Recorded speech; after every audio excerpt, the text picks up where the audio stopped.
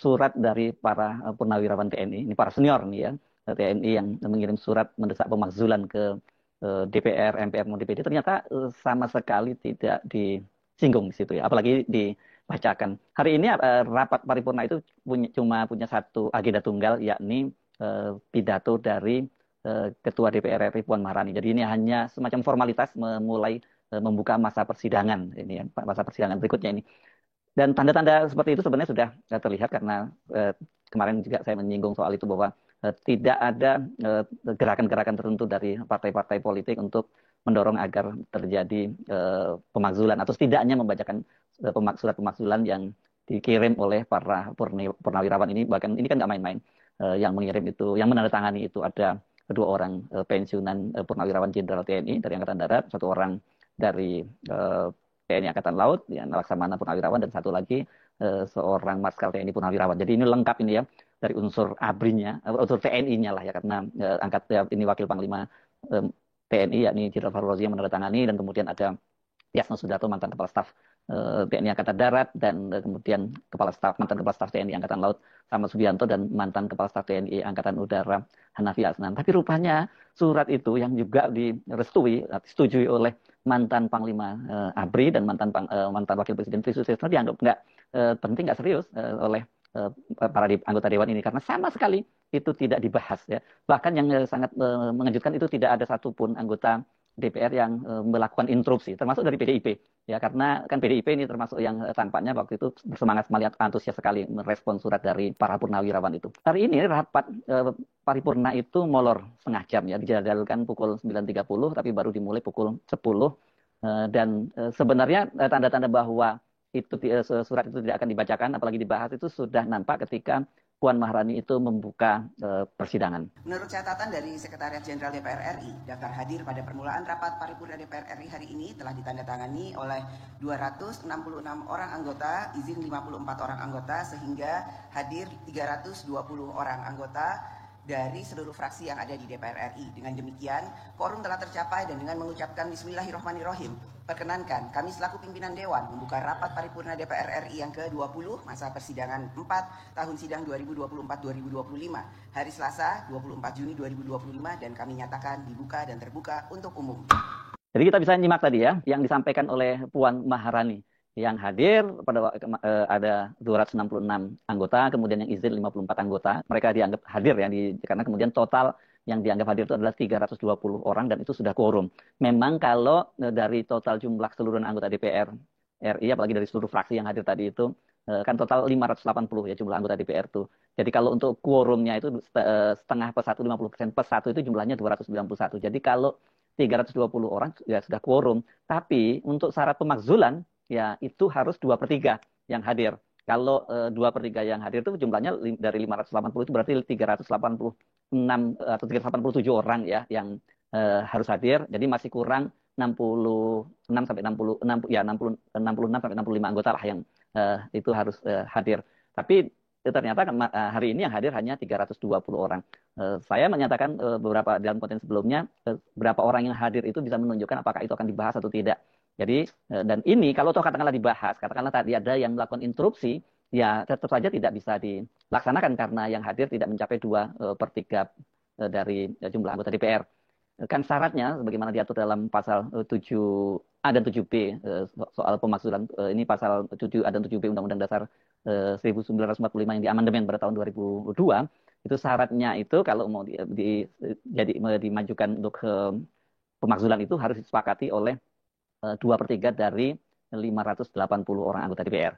Nah, hari ini kan yang hadir hanya 320 orang. Ya nggak mungkin ini dilakukan pemakzulan. Jadi apa sesungguhnya yang terjadi? Mengapa kemudian ini sama sekali tidak dibahas? Rupanya seperti yang dikatakan oleh ya, silakan. Ya, mungkin apa? Terkait dengan tema ini mungkin saya sepakat dengan Bang Ronin ya. Kalau apa pernyataan yang di tema itu mungkin tidak ada korelasinya terkait kepolisian lalu kemudian lolosnya di pengadilan ya, karena kita tahu bahwa setiap masalah itu setiap kasus itu pasti awal itu ditangani, cuman sampai penyelidikan, persidangan itu urusan kejaksaan atau pengadilan. Jadi kecuali penjahat atau koruptor itu lolos di penyidikan, ya itu mungkin korelasinya masih masuk. Ya, jangan kemudian yang buat lain tetapi yang disorot lain, kan itu kan nanti tidak enak lagi. Pukul tiang tapi kena tembok. Lalu kemudian jangankan kemudian kita nih jadi orang yang kemudian namanya lain, kita bahannya lain, larinya lain, yang kita kupasnya lain.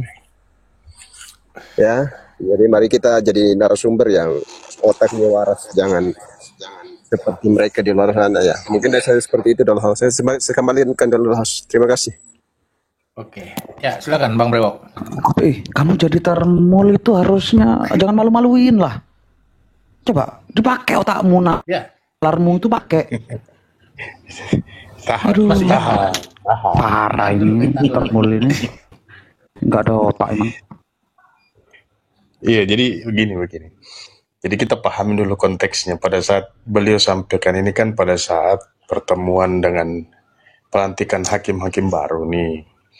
Jadi beliau sampaikan soal perbaikan kesejahteraan hakim-hakim yang notabene memang hampir 12 tahun itu tidak ada kenaikan gaji mereka. Dan itu menjadi keluhan mereka kemarin, sehingga datang ke DPR RI, menghadap DPR RI mengeluhkan gaji mereka. Dan itu dijawab langsung saat itu, oh nanti sabar, kan belum dilantik waktu itu. Dan itu janji beliau ke hakim-hakim memang.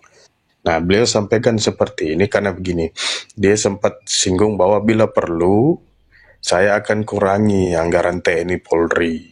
Karena percuma kita punya polisi hebat kalau koruptor itu selalu bebas di pengadilan. Maksud dia itu bahwa dia lebih berfokus ke bagaimana caranya memperbaiki, menganggarkan anggaran yang lebih besar di kehakiman, karena bagi beliau saat ini beliau fokusnya di korupsi. Jadi bukan mau membandingkan sebetulnya, tapi bukan mengkorelasikan, tapi membandingkan karena fokusnya adalah saat ini di hakim-hakim. Beliau melihat bahwa kejadian seperti Wilmar Group itu kan ditangani tahun 2022. Yang harusnya Wilmar Group itu kena denda per perusahaan 1 miliar, mereka menyogok hakim, 3 orang hakim, memutuskan mereka bebas dari sanksi itu dengan nilai tukar 60 miliar. Itu. Sehingga mereka dibebaskan. Nah ini yang Pak Prabowo tidak suka seperti itu, permainan-permainan itu. Dia mau hakim-hakim ini betul-betul membantu negara untuk bagaimana caranya menangkap ini, memvonis ini koruptor seberat-beratnya. Tidak ada lagi yang permainan-permainan meloloskan mereka, memberikan vonis yang ringan. Itu yang akhirnya muncullah kata-kata ini, saya lebih bagus kurangi anggaran TNI Polri. Yang penting hakim ini kerja dengan benar gitu loh. Nah, tapi kalau kita mau korelasikan juga ya tetap ada korelasinya, karena ini kan konsepnya penegak hukum. Polisi itu penegak hukum. Dan polisi juga punya wewenang untuk menangkap koruptor. Itu loh. Bahkan sekarang di era Pak Prabowo, polisi-polisi ini di bawah Kementerian Menko Polkam itu dibentuk satgas-satgas sampai ke desa untuk membantu pengawasan terhadap tindak pidana korupsi. Jadi tidak ada salahnya juga kalau kita menghubungkan. Karena ibaratnya begini, kau mau tangkap koruptor sebanyak apapun, kalau di pengadilan divonis bebas, ya podo ai sami mawon. Biar kita tangkap satu kampung di situ koruptor, kalau divonis bebas, mau ngapain? Jadi ujung tombaknya memang ada di pengadilan. Mulai dari penangkapan, penyelidikan, penyidikan, naik ke tingkat kejaksaan untuk persiapan berkas tuntutan, dilemparkan ke pengadilan untuk diperiksa, divonis. Kalau divonisnya bebas, sia-sia kerja kepolisian, kejaksaan, KPK. Ya, KPK juga isinya polisi juga. Gitu. Jadi ya ada korelasinya, tapi sebetulnya konteksnya saat itu memang dia bicara soal anggaran. Dia lebih berfokus untuk memperbaiki kesejahteraan hakim dengan harapan hakim-hakim ini betul-betul profesional dan betul-betul bisa membantu beliau untuk penanganan korupsi ini. Itu sih konteksnya saat itu. Berarti Bang Riau, berarti yang dimaksud dengan Pak Prabowo ini kelemahannya di kehakiman sana ya, dan di kepolisian. Kepolisian kita sudah Betul, dan hari ini kita bisa lihat kan, di awal-awal beliau menjabat, kasus-kasus ini kan banyak hakim yang bermasalah nih. ya, Hakim, bahkan ada kejaksaan, ada beberapa jaksa juga yang ditangkap, ada hakim yang Nah, ditangkap. itu orang-orangnya Mulyono, orangnya Jokowi. Lain. Saya tidak ikut Gitu campur loh. kalau yang itu.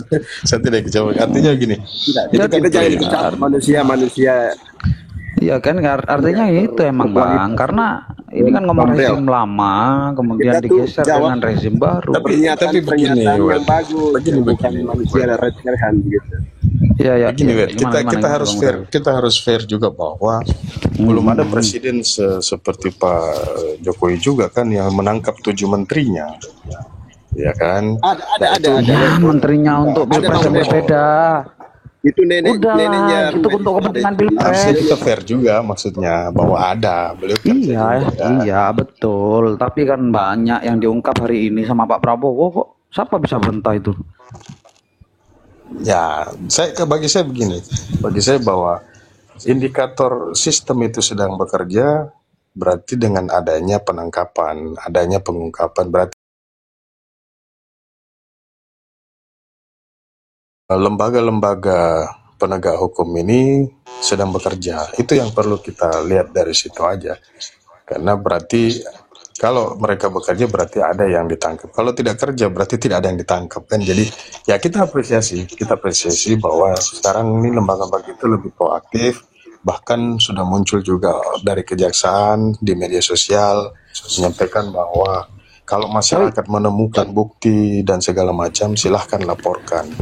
Kita siap Iya, menerima. jadi begini Bang Bre. Saya mau menyatakan ya, bertanyakan.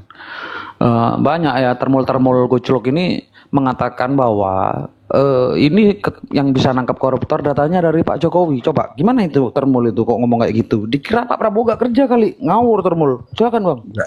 Jadi begini, kalau kita bicara tindak pidana korupsi, itu kan tidak lepas dari penegak hukum. Nah, sementara kalau dibilang data, berarti kan datanya dari aparat penegak hukum yang menyelidiki. Saya yakin Pak Jokowi tidak sampai ke level itu. Kalau menerima laporan, mungkin ke presiden bahwa, oh ini ada begini. Mungkin ya bisa jadi. Tapi kalau dibilang Pak Jokowi mengumpulkan data, tidak juga. Itu kan kinerja lembaga yudikatif. Nah, lembaga yudikatif kan ini juga boleh dibilang setingkat dengan presiden, karena kan kita punya tiga lembaga besar kan, yudikatif, legislatif, dan eksekutif. Masing-masing punya peran sendiri-sendiri. Walaupun memang semua dilantik sama presiden, tapi ya kita nggak bisa juga overclaim. Kalau mungkin ya saya tidak menampik juga, mungkin ada yang tidak sempat ditangani di zaman beliau terus disampaikan bahwa tolong ditangani, ya bisa mungkin. Tapi kan saya juga tidak tahu pembicaraan mereka itu kan. Bagi saya kalau ada klaim seperti itu, kita hanya mungkin menduga. Tapi kalau dibilang pasti belum tentu juga kan, tidak ada yang pernah dengar Pak Prabowo dan Pak Jokowi ngomong apa kan. Nah itu harusnya kan gamblang apa yang diucapkan sesuai peristiwa yang terjadi. Nah kalau main klaim-klaim gitu ya malah memperkeruh keadaan. Jadi janganlah begitu. Ya termul janganlah tobat. Oke, silakan, Pak Prof. Ya. Apa nih, Ek? Aku agak ini nih. Apa? Macam mana, Ek? Macam mana, Ek? Ek! Ya, terkait korupsi Si dan si terkait Paip ini upaya baru pencegahan. disikat baru disikat tadi malam sama Bang Gibran aja dia sudah lemah dia. Ay, payah. Ya, macam mana, Ek? Kau kasih yang keras, kasih keras siapa? Paip. Macam mana, Ek? Ya, gimana nih terkait korupsi yang sudah sangat merajalela dan upaya-upaya untuk pencegahan ruang gerak dari oknum-oknum korupsi ini gimana nih cara penanganannya, Pak? Biar saya kasih dia ini apa subtema supaya dia bahasnya tuh terarah. Baik. Bagaimana itu yang di sebelah itu mereka itu menyatakan oposisi, tapi sekarang sudah hukum Pak Prabowo ini bagaimana? Iya. Jawab dulu ya, korupsi dulu nanti ku jawab jawab ya. Ya kalau bagi saya untuk menghabisi korupsi di bangsa kita ini sangat senang sekali. Hukum diperkuatkan. Itu aja, hukum yang perlu. Kalau hukum ini tidak diperkuatkan ya seperti ini aja di bangsa kita. Pak Prabowo harus menguat hukumnya, paling tidak hukuman seumur hidup. Di situ ada ketakutan. Pasti ada ketakutan. Tapi